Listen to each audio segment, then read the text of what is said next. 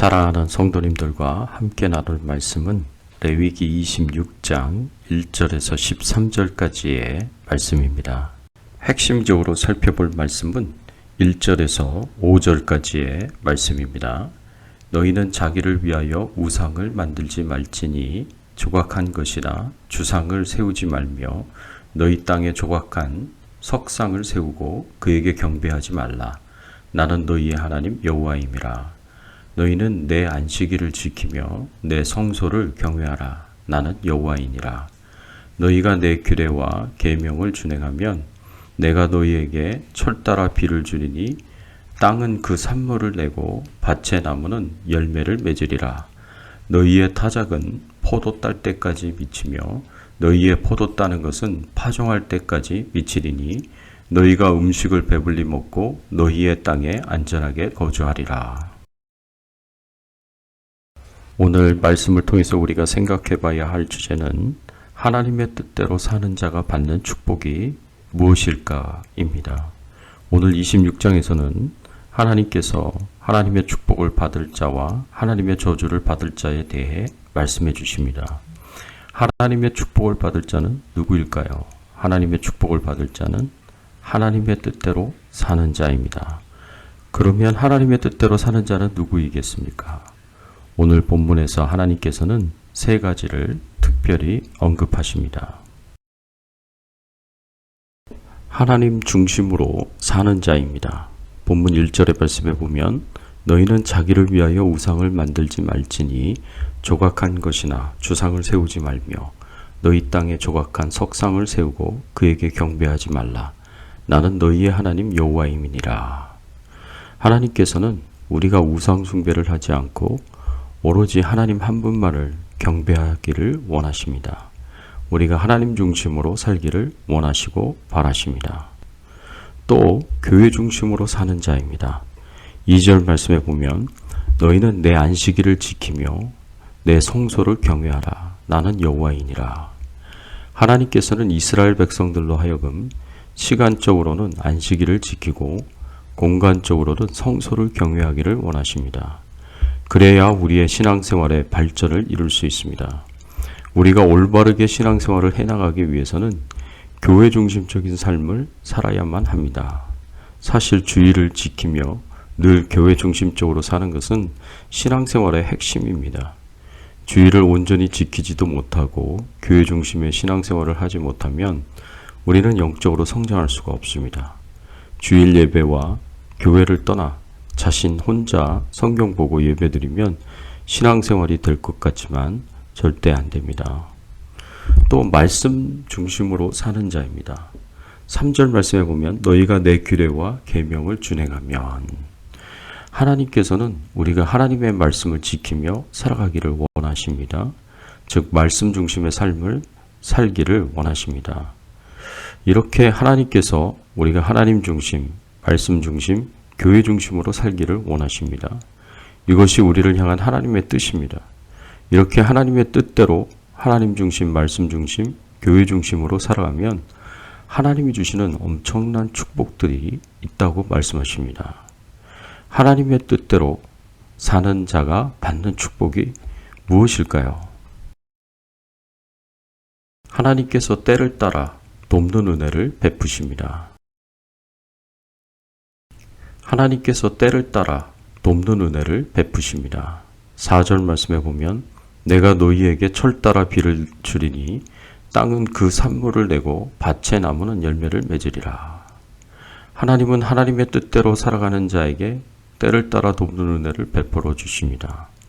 하나님께서 백성들에게 철 따라 비를 주시겠다고 말씀하십니다. 즉 계절에 따라 때에 알맞게 적절히 비를 내려주셔서 그 땅의 산물과 밭의 열매를 풍성히 맺게 해주시겠다고 약속하십니다. 이스라엘은 지중해성 기후와 아열대성 기후가 교차되는 지역에 위치해 있기 때문에 건기의 여름과 우기의 겨울이 분명하게 구분되는 특성을 가지고 있습니다.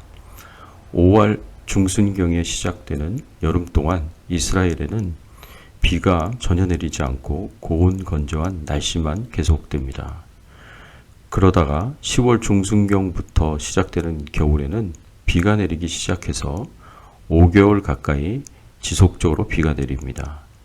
하늘의 비만을 의존하여 경작하는 이스라엘의 농업은 겨울의 우기 동안만 가능한 셈입니다.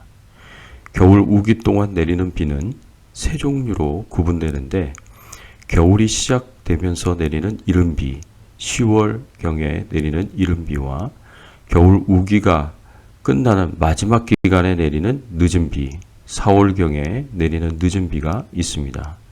그리고 이 두 기간 사이에 내리는 겨울비가 이스라엘의 겨울 우기 동안에 내리는 비다라고 생각할 수 있습니다. 겨울비를 장마비라고 부릅니다. 이 세 종류 가운데 가장 많은 양의 비가 내리는 것이 겨울비입니다. 이른비와 늦은비가 각각 전체 강우량의 15%에 불과한 반면에 겨울비는 70%를 차지합니다. 그런데도 성경에서 양이 훨씬 적은 이른비와 늦은비가 강조되는 이유가 있습니다. 비록 강우량은 미비하지만 그것이 농작물에 끼치는 영향과 중요성은 아주 매우 크기 때문에 그렇습니다. 이른비가 내려야만 여름 동안 메말라 있던 땅이 젖고 부드러워져서 파종이 가능하게 됩니다. 늦은비는 겨울 우기 동안 자란 곡식들을 더욱 충실하게 맺게 하는 역할을 합니다. 비록 적은 양이긴 하지만 적당한 때에 내리는 이른비와 늦은비는 농작물 재배에 있어서 많은 양의 겨울비보다 더욱 중요한 역할을 합니다. 그래서 이렇게 때를 따라 비를 내려주시면 이른비와 늦은비를 때를 따라 내려주시면 어떤 결과가 주어지겠습니까? 5절 말씀에 보면 너희의 타작은 포도 딸 때까지 미치며 너희의 포도 따는 것은 파종할 때까지 미치리니 너희가 음식을 배불리 먹고 너희의 땅에 안전하게 거주하리라. 하나님께서 타작이 포도 딸 때까지 미치고 포도 따는 것은 파종할 때까지 계속될 것이다 라고 말씀하십니다.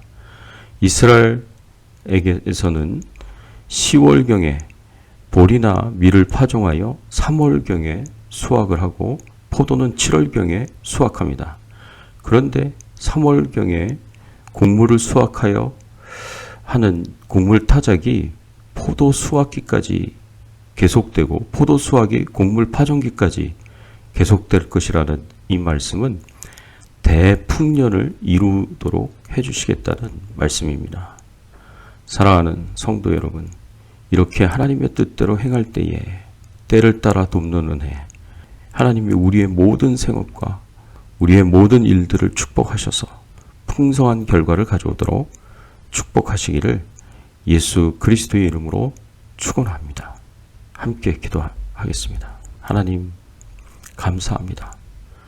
오늘 말씀을 통해서 하나님의 뜻대로 사는 자가 하나님으로부터 큰 축복을 받는다는 것을 알게 하시고 깨닫게 하여 주시니 감사를 드립니다.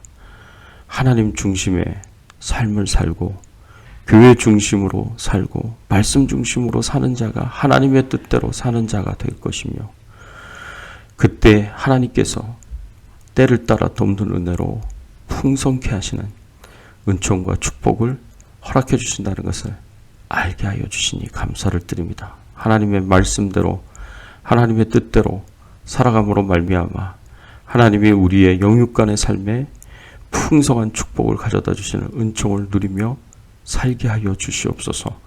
오늘 하루도 주님과 동행하는 하루 되게 하시고 주의 나라와 영광을 위해서 살게 해주시고 주의 뜻을 이루며 살도록 인도해 주시기를 소원하오며 우리의 왕 되시고 주인 되신 예수 그리스도의 이름으로 간절히 기도드리옵나이다.